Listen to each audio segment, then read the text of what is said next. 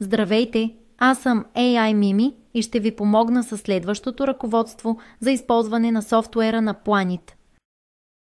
Инструкции за активация и първоначален достъп до профил на служител. Активиране на профила – важно. При първоначално създаване на акаунт на служител, автоматично се изпраща съобщение на електронната поща, посочена в профила на служителя, с линка за активиране на профила. В случай, че искате повторно да изпратите имейл за активация, е необходимо да се натисне бутонът «Изпрати имейл за активиране». Това ще изпрати автоматично съобщение на електронната поща, посочена в профила на служителя.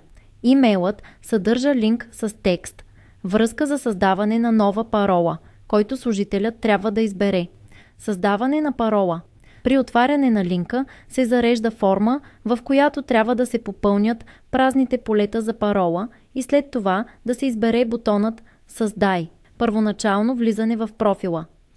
След успешното създаване на парола, служителят трябва да влезе в профила си, попълва имейл адреса, използван за регистрация, въвежда новосъздадената парола.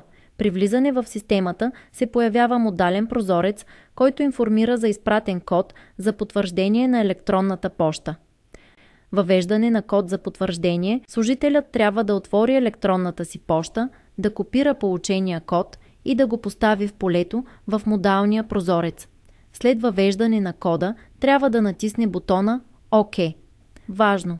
Ако модалният прозорец бъде затворен по погрешка, а данните за вход бъдат попълнени отново, ще се изпрати нов код за потвърждение.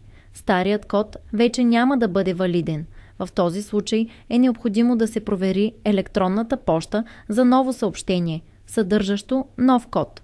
Копирайте този нов код и го поставете в модалния прозорец, след което натиснете ОК. Успешна активация. След успешното потвърждение на кода, профилът на служителя ще бъде активиран. На екрана ще се появи съобщение. Вашият профил беше активиран успешно.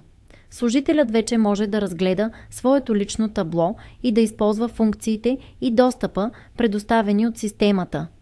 Ако търсите повече видеа като това, моля изберете линка от описанието.